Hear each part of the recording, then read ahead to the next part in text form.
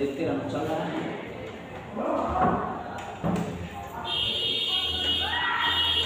Hello everyone, good morning my dear students, welcome back my show chemistry with Upadhyay sir. You are watching let's read YouTube channel students. जैसा कि हम लोग मेरे प्यारे students आज की क्लास में ऑर्गेनिक केमिस्ट्री की शुरुआत करने जा रहे हैं, ऑर्गेनिक केमिस्ट्री को स्टार्ट करने जा रहे हैं। तो आइए जानते हैं कि इस ऑर्गेनिक केमिस्ट्री की जो बेसिक क्लासेस होने वाली, आज का एकदम बेसिक क्लास होने वाले स्टूडेंट्स, ये खास करके यहाँ बिहार बोर्ड के बच्चों या जो हिंदी मीडियम के बच्चों के लिए क्लासेस हम लोग स्टार्ट नहीं कर रहे हैं। ये हमारी क्लासेस कंप्लीट इंग्लिश मीडियम के स्टूडेंट्स के लिए है। सो चलिए स्टार्ट करते हैं मेरे प्यारे बच्चों आज की क्लास। आइए स्टार्ट करते हैं। देखिए सबसे पहले बाबू बहुत सारे बच्चों को ये लगता है कि जो ऑर्गेनिक है, मतलब जो स्टडी ऑर्गेनिक की बहुत हार्ड होती है, इसलिए मैंने उन बच्चों के लिए लिखा है स्टडी इज हार्ड बट पढ़ना तो पड़ेगा। मतलब ये ध्यान रखिए, स्टडी हार्ड होती है, पढ़ाई हार्ड होती है, खास करके ऑर्गेनिक की पढ़ाई तो और हार्ड होती है बच्चों के दिमाग में, ठीक है। लेकिन हार्ड है तो क्या छोड़ देने से काम चल जाएगा क्या? बिल्कुल नहीं मेरे प्यारे बच्चों। तो आइए हम लोग बात करते हैं ऑर्गेनिक की जो पढ़ाई है वो कैसे आसान बनाएंगे, कैसे स्टार्ट करेंगे, एकदम जीरो लेवल से कैसे शुरुआत करते हैं।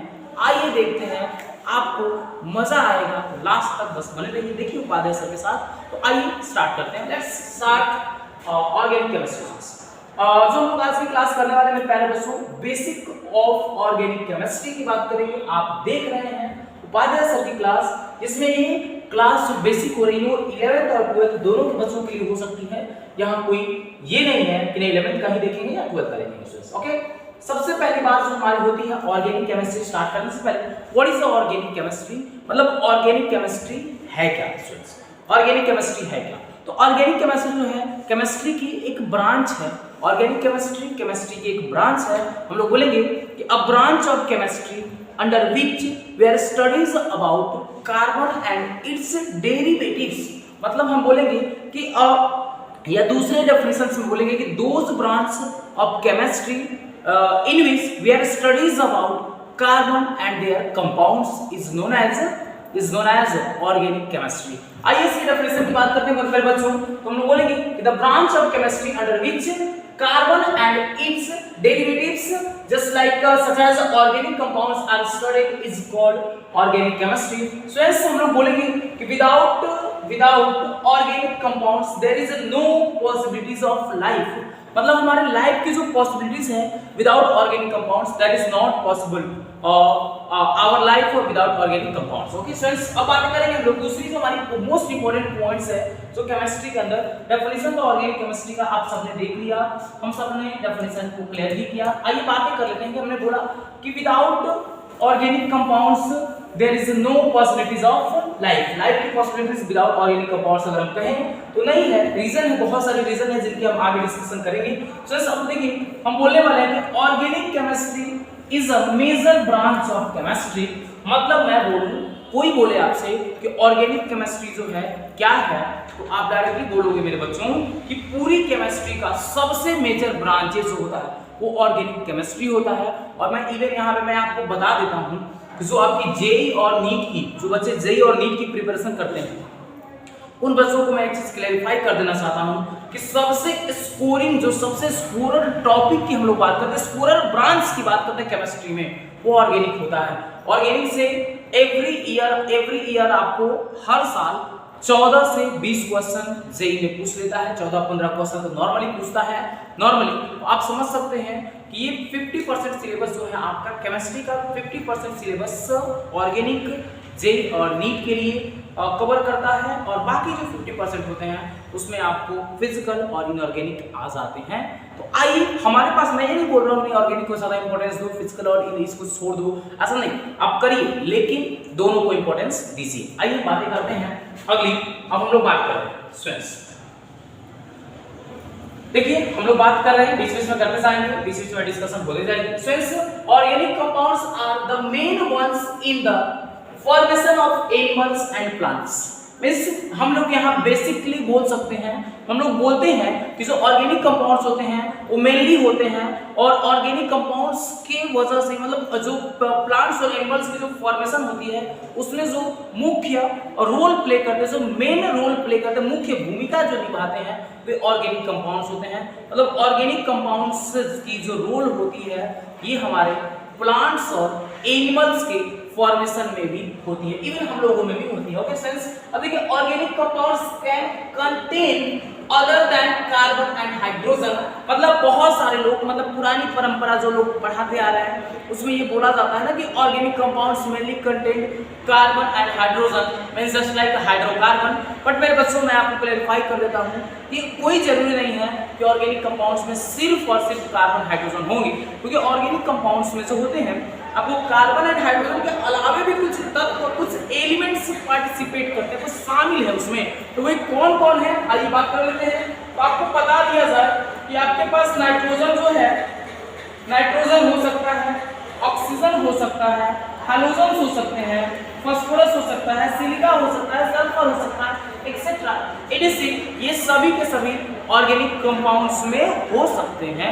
इसलिए ध्यान रखना है, अगर कोई बोले कि ऑर्गेनिक कंपाउंड्स में सिर्फ कार्बन हाइड्रोजन होते हैं उसको गलत बोलना, बोला कि नहीं कार्बन हाइड्रोजन के अलावा भी कुछ होते हैं।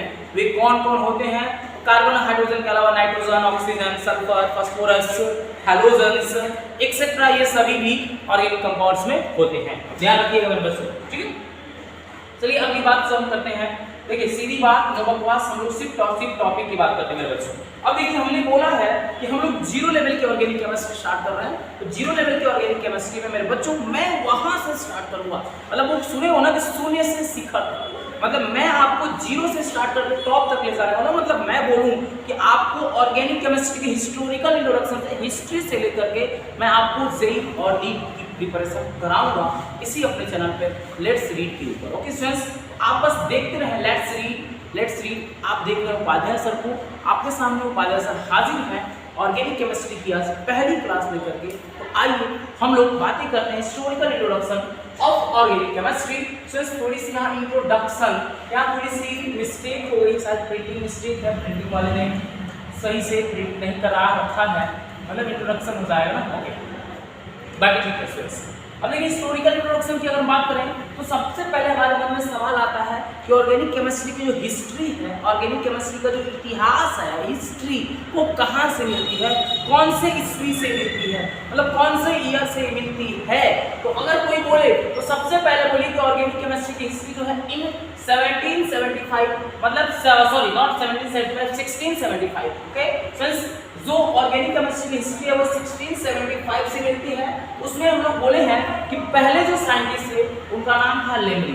इन 1675 Lemery divided the naturally occurring chemicals, Lemery divided the naturally occurring chemicals into 3 parts according to their source. मतलब आपको मैं बता दूं कि जो 1675 की पहली जो हिस्टोरिकल इंट्रोडक्शन मिली, पहली जो हिस्ट्री मतलब हमारे हिस्ट्री में जो पहली जो एक्सप्लेनेशन, पहली जो नॉलेज ऑर्गेनिक केमिस्ट्री की जो डेवलप्ड हुई, पहली जो थीसिस आई हमारे बीच में, वो लेमरी के द्वारा बताई गई। लेमरी ने क्या किया कि जो नेचुरली अकरिंग सब्सटेंसेस थे, जो नेचुरली अकरिंग सब्सटेंसेस या केमिकल सब्सटेंसेस की आप बात कर लो, जो भी बोल लो भाई, तो आपके जो नेचुरली अकरिंग सब्सटेंसेस थे उनको 3 पार्ट्स में सब डिवाइड किया उनके सोर्स के बेसिस पे, उनके सोर्स के बेसिस पे।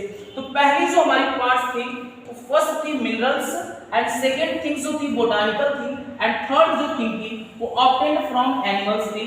मतलब लेमरी ये बोले, लेमरी ने 1675 में ये बोला कि जितने भी आपके ऑर्गेनिक कंपाउंड्स हैं ये जस्ट केमिकल कंपाउंड्स भी हम लोग इनको बोलेंगे, इनके सोर्स के बेसिस पे हम लोग 3 जगहों से इनको ऑब्टेन कर सकते हैं। पहला था आपका मिनरल्स। मिनरल्स का मतलब जो माइनिंग होती है, जो अर्थ क्रस्ट में जो कुछ मटेरियल्स पाए जाते हैं, जो माइनिंग से निकलती हैं उन्हें मिनरल्स बोलते हैं, जो माइनिंग से निकलते हैं उन्हें मिनरल बोलते हैं। ओके, तो उन्होंने बोला कि माइनिंग से भी कुछ सब्सटेंस निकल के आते हैं, कुछ केमिकल सब्सटेंसेस आते हैं माइनिंग करने के बाद, तो वे भी जो आपके होंगे ऑर्गेनिक में आ जाएंगे, मतलब जस्ट आ जाएंगे। ओके, उसके बाद में आपकी जो बोटानिकल, मतलब बोटानिकल का मतलब जो पेड़ पौधे होते हैं, पेड़ पौधों से भी जो प्लांट्स वगैरह से जो ऑब्टेन होती हैं उन्हें बोटानिकल कहते हैं। एंड ऑब्टेन फ्रॉम एनिमल्स, मतलब जो जस्ट लाइक एनिमल्स से जो ऑब्टेन होते हैं, इनके बारे में बात किया तो सब पहली जो हिस्ट्री थी ऑर्गेनिक केमिस्ट्री की वो लेमरी के द्वारा 1675 में एक्सप्लेन की गई थी। बोला गया था लेमरी 1675 में जो केमिकल सब्सटेंसेस थे उनको 3 पार्ट्स में सब डिवाइड किया था उनके सोर्स के बेसिस पे, ठीक है, उनके सोर्स के बेसिस पे। पहला था मिनरल्स, दूसरा था बोटानिकल एंड तीसरा था ऑब्टेन्ड फ्रॉम एनिमल्स, मतलब जस्ट एनिमल्स। ओके स्टूडेंट्स, इस बात को आप ध्यान रखेंगे। आई होप आप सभी को ये चीजें समझ में आ रही होंगी। अगर चीजें समझ में आ रही हैं तो फटाफट मेरे से सेशन को आप लाइक कर देंगे, थम्स अप वगैरह करते रहेंगे। ओके, चलिए बातें अगली करते हैं, हम लोग अगली करते हैं। अगली जो इंट्रोडक्शन मिली, अगली जो लेमरी के बाद, लेमरी से 1675 और लेमरी के बाद अब आ गए आपके इन 1784 एंटोनी लेवोजियर, जिन्हें हम लोग फादर ऑफ केमिस्ट्री कहते हैं, फादर ऑफ केमिस्ट भी बोलते हैं इनको हम। एंटोनी लेवोजियर जो साहब थे इनको हम लोग फादर ऑफ केमिस्ट का दर्जा दिया गया था, फादर ऑफ केमिस्ट कहा गया था। इन्होंने बोला था देखिए ध्यान से कि Antoine Lavoisier demonstrated that all the products obtained from plants and animals are mainly composed of carbon and hydrogen। मतलब देखिए ध्यान से 1784 में जो एंटोनी लेवोजियर थे, एंटोनी लेवोजियर ने बोला जितनी भी आपको सब्सटेंसेस प्लांट्स और एनिमल्स से ऑब्टेन होती हैं वे मेनली कार्बन और हाइड्रोजन को कंटेन करती हैं। ये बोला था 1784 में, फादर ऑफ केमिस्ट की ये भाषा थी। एंटोनी लेवोजियर ने ये कहा था कि जो भी प्लांट्स और एनिमल्स से ऑब्टेन होने वाले सब्सटेंसों को, मेटल्स को, मतलब जो भी केमिकल्स वहां से होंगे, जो भी मतलब जस्ट केमिकल्स बोल दिए मैंने, सब्सटेंस बोल दिया, तो ये सभी के सभी जो हैं मेनली कार्बन और हाइड्रोजन को कंटेन करते हैं। ये था 1784 में एंटोनी लेवोजियर के द्वारा कहा गया। ओके, अब अगली बात, देखिए अब बोला गया था कि apart from this some also contain nitrogen, oxygen and sulphur in small amount. मतलब जो आपके एंटोनी लेवोजियर थे बोल दिए थे कि मेनली जो है आपके उसमें कार्बन और हाइड्रोजन होंगे, लेकिन इसके बाद भी कुछ होंगे जिनके अमाउंट स्मॉल होगी, मतलब बहुत ही कम अमाउंट में होंगे। वे कौन कौन होंगे? तो आपके पास थे कुछ नाइट्रोजन थे, कुछ आपके ऑक्सीजन थे, कुछ सल्फर थे एक्सेट्रा, ये भी जो थे वो भी आ गए। ओके, अब देखिए अगली जो हमारी हिस्ट्री में केमिस्ट्री, जो ऑर्गेनिक केमिस्ट्री, इसके रिगार्डिंग जो बार-बार जो साइंटिस्टों का जो इन्वॉल्वमेंट हुआ, जो बार-बार जो साइंटिस्ट इसमें अपने कुछ थीसिस लेकर के जब आने लगे, तो उस टाइम में 1807 मतलब 1807 में बर्जीलियस नाम का एक साइंटिस्ट ने, Berzelius divided chemicals into 2 parts. Berzelius ने केमिकल्स को 2 पार्ट्स में सब डिवाइड किया था। फर्स्ट था ऑर्गेनिक का मतलब बर्जीलियस ने जब 2 पार्ट्स में केमिकल सब्सटेंसेस को बर्जीलियस ने जब सब डिवाइड किया तो उसमें उन्होंने 2 किया, एक ऑर्गेनिक दूसरा इनऑर्गेनिक। ऑर्गेनिक के लिए बर्जीलियस ने बोला कि those obtained from animals and plants, मतलब जो प्लांट्स और एनिमल्स से ऑब्टेन्ड होते हैं उन्हें हम लोग बोलते हैं organic according to Berzelius, and those obtained from non living substances is known as inorganic. मतलब हम बोल दें बच्चों, अकॉर्डिंग टू, अगर मैं बोल दूं कि अकॉर्डिंग टू बर्जीलियस जो लिविंग बीइंग्स, जो लिविंग सोर्सेस से प्राप्त होते हैं, जो लिविंग सोर्सेस से फाउंड होते हैं, उन्हें हम लोग क्या कहते हैं? तो उन्हें हम लोग ऑर्गेनिक, और जो नॉन लिविंग सोर्सेस से फाउंड होते हैं, जो नॉन लिविंग सोर्स से प्राप्त होते हैं, उन्हें क्या कहते हैं भाई? तो उन्हें हम लोग इनऑर्गेनिक कहते हैं अकॉर्डिंग टू बर्जीलियस। बर्जीलियस ने अपनी थीसिस दी थी 1807 में। क्लियर है सबको? अगर क्लियर है तो फटाफट थम्स अप मारो, उसके बाद हम लोग आगे बढ़ते हैं। ओके, चलिए देखते हैं अगली जो हमारी हिस्ट्री थी, अगली जो हमारी बातें थी निकल करके सामने आई 1807 मतलब 1807 के बाद 1816 में मतलब 1816 ईस्वी में आई। अगली बात माइकल एंजन चैबुल के द्वारा, अगली जो बात हमारी आई माइकल एंजन चैबुल के द्वारा 1816 में आई। Michael Eugene Chevreul made a varieties of soaps material by using fatty acid which are obtained from different sources। मतलब कि जो 1816 में माइकल एंजन चैबुल ने सो मेनी डिफरेंट काइंड्स के जो मटेरियल, सॉप मटेरियल, जो साबुन वगैरह जो सॉप्स होते हैं ना, उनके मटेरियल्स ऑब्टेन किया। किसकी वजह से, कैसे ऑब्टेन किया? तो by using fatty acids which are obtained from different sources. मतलब फैटी एसिड से उनको ऑब्टेन किया, जो कि फैटी एसिड डिफरेंट सोर्स से ऑलरेडी उनको ऑब्टेन हुए थे। ओके, तो ये था 1816 में। अब देखिए अगली जो हमारी बात थी, therefore these were the first organic substances that were made from substances obtained from natural organism. मतलब इस थीसिस से, उन्होंने इस थीसिस से, माइकल एंजन चैबुल ने अपने थीसिस से जो फर्स्ट ऑर्गेनिक सब्सटेंसेस थे उनकी जो उनको प्रिपेयर किया, और उन्होंने बोला कि ये जो नेचुरल ऑकरिंग सब्सटेंसेस हैं जो ऑर्गेनिज्म से बनते हैं, नेचुरल ऑकरिंग सब्सटेंसेस हैं जो ऑर्गेनिज्म से बने, इसको माइकल एंजन चैबुल ने कहा। ओके स्टूडेंट्स, अगली जो हमारी बात हुई 1828 में आई फ्रेडरिक कोहलर। अगली जो हमारी बात आई 1828 में फ्रेडरिक कोहलर ने सिंथेसाइज किया यूरिया का नाम सुना होगा। फ्रेडरिक कोहलर ने यूरिया को सिंथेसाइज किया 1828 में। ये क्वेश्चन बहुत बार पूछा हुआ, बोर्ड लेवल के जो एग्जाम्स होते हैं उसमें एक क्वेश्चन पूछता है कि who synthesized urea and when. ठीक है friends, who synthesized urea and when, तो आप बोलेंगे कि Friedrich Kohler synthesized urea in 1828। Okay friends, ध्यान रखेंगे इस बात का। तो चलिए आगे बढ़ते हैं हम लोग। उन्होंने कैसे ऑब्टेन किया? उन्होंने just common laboratories technique apply किया, और कॉमन लैबोरेटरीज टेक्निक अप्लाई करने के बाद में उन्होंने जस्ट ऑब्टेन किया यूरिया लैबोरेटरीज में स्टूडेंट्स। इसलिए ध्यान रखेंगे, कोई आपसे पूछे कि किसने आपको यूरिया ऑब्टेन किया और कैसे किया, तो आपके पास उसका जवाब होना चाहिए कि नहीं, आपके फ्रेडरिक कोहलर ने ऑब्टेन किया 1828 में। ओके मेरे बच्चों, चलिए अगली पॉइंट के ऊपर हम लोग चलते हैं। अगली पॉइंट, ठीक है। अब अगर कोई बोले कि यूरिया जो है कौन सी ऑर्गेनिक सब्सटेंसेस है, कितने नंबर पे ऑर्गेनिक सब्सटेंसेस, ऑर्गेनिक मटेरियल कितने नंबर पे आई थी, तो बोलेंगे कि urea was the second organic material to be produced synthetically after ammonium oxalate.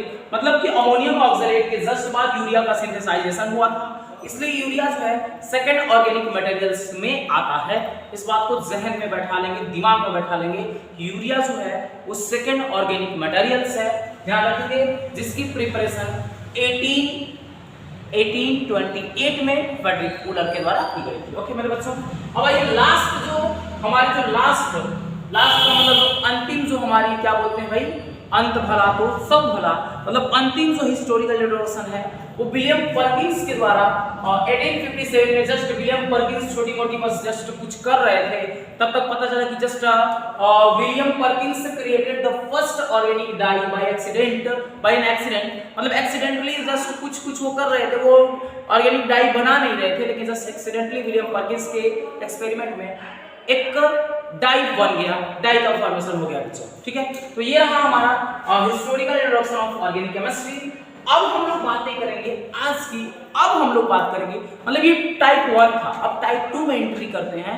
तो टाइप 2 की अगर हम बात करें, टाइप 2 में मेरे बच्चों आपको ओरिजिन या जेनेसिस की बात होगी। ओरिजिन या जेनेसिस मतलब जो ऑर्गेनिक केमिस्ट्री हम पढ़ रहे हैं, ऑर्गेनिक केमिस्ट्री, इस ऑर्गेनिक केमिस्ट्री की ओरिजिन और जेनेसिस क्या है, इसकी बात हम करेंगे। आइए ओरिजिन और जेनेसिस की बात करते हैं फ्रेंड्स। तो हम लोग पहले ये बातें कर लें कि ऑर्गेनिक केमिस्ट्री को कहाँ, कैसे, कब, क्या कहते हैं, इसकी अगर हम बात करते हैं तो आपको मैं बता दूं कि in the English language organic chemistry is just called organic chemistry. मतलब इंग्लिश लैंग्वेज में, अगर इंग्लिश में हम बोल रहे हैं, just organic chemistry is just an organic chemistry. ठीक है, but the word organic means जो ऑर्गेनिक होता है ना, ऑर्गेनिक, ये वर्ड ऑर्गेनिक जो है इसका मतलब होता है ऑर्गेनिक। ऑर्गेनिक का मतलब होता है कि ऑर्गेनिज्म रिलेटेड। ध्यान रखिएगा, अगर कोई बोला कि ना the word organic means organic, तो ऑर्गेनिक का मतलब हो जाएगा ऑर्गेनिज्म, ऑर्गेनिज्म रिलेटेड। मतलब ये होगा बच्चों कि ऑर्गेनिज्म रिलेटेड का मतलब ये हो जाएगा कि ऑर्गेनिक केमिस्ट्री जो है ज्यादातर ऑर्गेनिज्म रिलेटेड है। ऑर्गेनिज्म से बहुत सारे ऑर्गेनिक कंपाउंड्स जो ऑर्गेनिज्म से प्राप्त होते हैं, ऑब्टेन्ड होते हैं, और बहुत सारे हैं जो ऑर्गेनिज्म के लिए एप्लीकेबल होते हैं, यूजेबल होते हैं। Okay, initially a chemical compounds which are obtained from living beings were called organic substances। ये मैं कितनी बार बताऊं आपको, मैंने बता रखा है आपको कि जो ऑर्गेनिक सब्सटेंसेस, जो ऑर्गेनिक कंपाउंड्स होते हैं वो लिविंग बीइंग्स से ही तो ऑब्टेन्ड होते हैं मेरे बच्चों। अगर ये बात है तो आइए ना और जान पहचान करते हैं और थोड़ा सा डिटेल में चलते हैं ऑर्गेनिक केमिस्ट्री में, कि जितना जाओ जितना डूबोगे पता ही नहीं चलेगा कि मतलब कहाँ जा रहे हो। डूबना है तो ऑर्गेनिक में डूबो और इधर उधर डूबने की जरूरत नहीं है। सब ऑर्गेनिक में डूबोगे, जितना ज्यादा डूबोगे उतना ही मजा आएगा। तो आओ देखते हैं भाई ऑर्गेनिक। अब ऑर्गेनिक में है क्या कि जो बीच में आया और छोड़ करके गया, मतलब जो तुम आए और बीच में छोड़कर जाए बड़ा पछताए, बड़ा पछताए। मतलब ध्यान रखो, अगर बीच में आओगे छोड़कर जाओगे तो पछताना तो पड़ेगा ना। इसलिए बीच में आए हो तो छोड़ कर ले जाओ, बीच में भी आए तो रहो और देखो कि कैसे की जाती है ऑर्गेनिक की क्लास पूरी उपाध्याय सर के साथ। देखो एंजॉय करोगे अगर बीच में क्लास को नहीं छोड़ोगे। और ऑर्गेनिक की जो क्लास, खास करके जो क्लासेस है या मेरी कोई भी क्लासेस अगर आप सिस्टमेटिकली करते हो बच्चों, तो डेफिनेटली मैं बता दूं कि आपको किसी तरह की कोई प्रॉब्लम नहीं होगी। और प्रॉब्लम आए बाय द वे, किसी वे में प्रॉब्लम आ रही है, स्क्रीन पे मैं कहीं नहीं अपना मेरा डिटेल जो मेरे नंबर होते हैं डिस्प्ले होती हैं, आप यहाँ से मुझे कांटेक्ट करो, व्हाट्सएप करो, जो मन करे वो करो, लेकिन अपने डाउट को क्लियर करो। ओके, आइए बात करते हैं। Organic chemistry is the branch of chemistry in which we studies compounds of carbon. ये पहले बता चुके हैं। But the studies of only carbon itself. अगर कोई बोल रहा है कि इन ऑर्गेनिक केमिस्ट्री, अगर हम बोल रहे हैं कि ऑर्गेनिक केमिस्ट्री में हम लोग स्टडी करते हैं कार्बन कंपाउंड्स के बारे में, लेकिन सिर्फ और सिर्फ अकेले कार्बन की स्टडी ऑर्गेनिक केमिस्ट्री में नहीं करते हैं, but the studies of only carbon itself, मतलब कार्बन की खुद स्टडी ऑर्गेनिक केमिस्ट्री में नहीं करते हैं। ये कैसी लीला है भाई, ये कैसी प्रभु की लीला है, मतलब ये कैसी ऑर्गेनिक वालों की लीला है कि जिसके कंपाउंड की स्टडी करते हैं ऑर्गेनिक केमिस्ट्री में, उसका खुद स्टडी ऑर्गेनिक में नहीं करते हैं। मतलब यही तो झोल है भाई। देखो यहाँ पे मैं बोल रहा हूँ कि केमिस्ट्री जो ऑर्गेनिक है इसमें कार्बन कंपाउंड्स का स्टडी किया जाता है, लेकिन कार्बन का स्टडी खुद नहीं किया जाता है। साथ में इसके कार्बोनेट, बाइकार्बोनेट, मेटल साइलेंट एक्सेट्रा, इन लोगों का भी स्टडी ऑर्गेनिक केमिस्ट्री में नहीं होता है। इन सब की स्टडी इनऑर्गेनिक केमिस्ट्री में होती है। ओके स्टूडेंट्स, अब आइए बात करते हैं still done in just like inorganic chemistry. मतलब मैंने बोल दिया कि जब जिनकी ऑर्गेनिक में स्टडी ना हो वे किस में स्टडी होंगे, इनऑर्गेनिक में स्टडी करेंगे। ओके चलिए स्टूडेंट्स, अगली बात हम करते हैं क्योंकि हम लोग सीधी बातें करने वाले स्टूडेंट्स। अब मैं आपको नोट करा दूं, एक छोटी सी नोट भी आप समझ लीजिए। नोट को हमने यहाँ डिस्प्ले कर रखा है नोट में कि therefore all the compounds of carbon except carbon monoxide, मतलब कार्बन के फिर आप उसको लॉक कर देंगे, ठीक है। कार्बन के जो कंपाउंड्स हैं, जितने भी कंपाउंड्स हैं, उन सभी कंपाउंड्स में एक्सेप्ट कार्बन मोनोऑक्साइड, मतलब कार्बन मोनोऑक्साइड को छोड़ देना, कार्बन डाइऑक्साइड को छोड़ देना, इसके बाद कार्बन डाइऑक्साइड को छोड़ने के बाद में carbonate, metal carbonate, bicarbonate, carbonate, metal carbonate, bicarbonate etcetera, ये जो भी होंगे ये सभी के सभी क्या हो जाएंगे, ऑर्गेनिक कंपाउंड्स हो जाएंगे। तो ध्यान ये रखना है कि जो भी आपके ऑर्गेनिक कंपाउंड्स होंगे उन सभी कंपाउंड्स में ऑर्गेनिक कंपाउंड्स, कार्बन के जितने भी कंपाउंड्स होते हैं सारे के सारे ऑर्गेनिक कंपाउंड्स होते हैं, लेकिन उसमें से कार्बन मोनोऑक्साइड, कार्बन डाइऑक्साइड, उसके बाद कार्बोनेट, साइनेट एक्सेट्रा, ये जो भी होंगे इनकी स्टडी हम लोग ऑर्गेनिक कंपाउंड्स में नहीं करते हैं, मतलब ऑर्गेनिक केमिस्ट्री में नहीं किया जाता। आई होप आप सबको समझ में आ रही होगी, मेरी बातों को आप अच्छे से समझ पा रहे हो। ओके चलिए आगे बढ़ते हैं। बस जब आगे बढ़ा जाएगा तो हम लोग यहाँ बात करेंगे, देखिए ध्यान से। अब बातें हो रही है कि द स्वीडिश, अब एक सबसे, मतलब मैं बोला ना कि मतलब ऑर्गेनिक केमिस्ट्री में मतलब एक से बढ़ के एक महानुभाव, एक से एक बढ़ के जो बड़े बड़े साइंटिस्ट थे वो ऑर्गेनिक केमिस्ट्री के डेवलपमेंट के लिए इसमें कूद पड़े, इसमें इन्वॉल्व हुए। अब देखिए the Swedish chemist Berzelius hypothesized that the organic substances were formed. The Swedish chemist, please close the door, please closed, and अभी जो है ओपन नहीं करेंगे, जो बच्चे मैं बोलूंगा ओपन करने की तो ओपन करेंगे। ओके चलिए देखते हैं। The Swedish chemist Berzelius hypothesized organic substances were formed under the influence of a great force, and that without the contribution of the force they could not become substance, that is they could not be made in the laboratories. मतलब simple सी बात समझिए, जो आपके Berzelius थे, जो Swedish chemist थे, Berzelius ने एक चीज बोला था, बर्जीलियस ने एक चीज क्लियर किया था कि जितने भी ऑर्गेनिक कंपाउंड्स हैं, ये सारे के सारे ऑर्गेनिक कंपाउंड, जितने भी ऑर्गेनिक कंपाउंड्स हैं, इन ऑर्गेनिक कंपाउंड्स को बनने के लिए कोई ना कोई एक विशेष शक्ति, मतलब कोई ना कोई एक बाय गॉड्स ग्रेस कहिए उसको, मतलब कोई ना कोई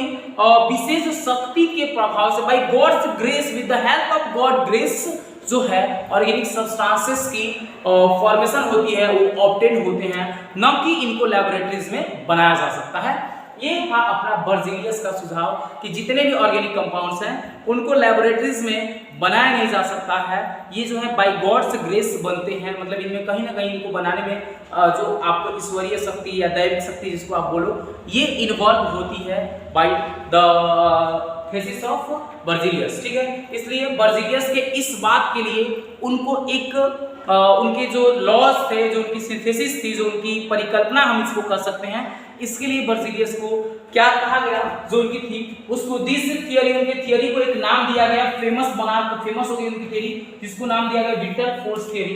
क्वेश्चन पूछता है कि who gave whittle force theory, तो आप बोलेंगे कि स्वीडन का जो Swedish chemist Berzelius gave whittle force theory. Okay students, तो ये रही हमारी ऑर्गेनिक केमिस्ट्री की कुछ बातें, कुछ चंद इंट्रोडक्शन जिसकी बात हम कर रहे हैं। ओके स्टूडेंट्स, अब हम लोग बात करेंगे कि अबाउट टू ऑर्गेनिक केमिस्ट्री। ये हमारी टॉपिक है अबाउट टू ऑर्गेनिक केमिस्ट्री, मतलब ऑर्गेनिक केमिस्ट्री के बारे में अगर हम अब जानने वाले हैं तो अबाउट टू ऑर्गेनिक केमिस्ट्री बात करेंगे स्टूडेंट्स, बोलेंगे कि the branch of chemistry under which carbon and its derivative, that is organic compounds are studied, is called organic chemistry।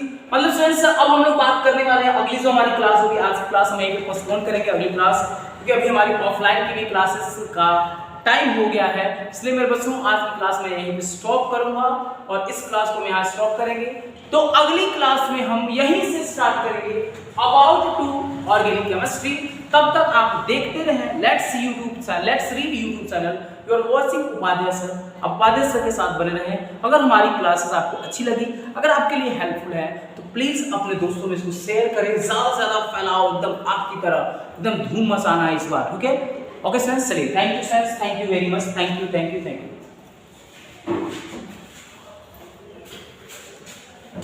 बंद कर दीजिए, ठीक है।